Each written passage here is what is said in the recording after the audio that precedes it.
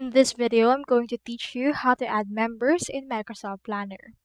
Now, in order to do that, you first need to head over into your actual Microsoft Planner website, which is planner.cloud.microsoft.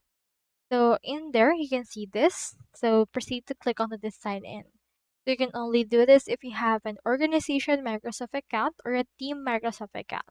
Do take note that Microsoft Planner doesn't work on personal Microsoft plans. So proceed to click on the sign in option. Now here is my planner. So I wish to actually add a member. You can do so by actually selecting the privacy of the plan that you want. I'll just right here my everyday life plan.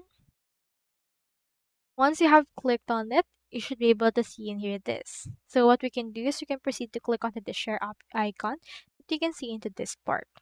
Proceed to click onto this right here.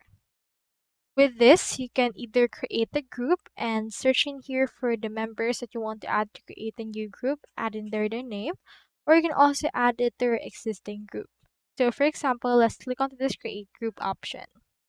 This will add the plan to your group, and in there, click on the see details option right here.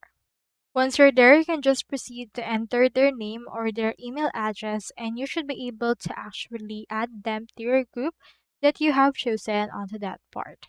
So proceed to add them using this case, and after that, on your plans icon, the privacy of your actual plan will change from only you to shared right here. As you can see, right here, it's shared to this particular group, and then this group can actually have access to that. It can also find it right here under the shared filter onto this case. So that's all there is today, and I hope this video successfully actually helped you out. And if you have any questions, comment them down below.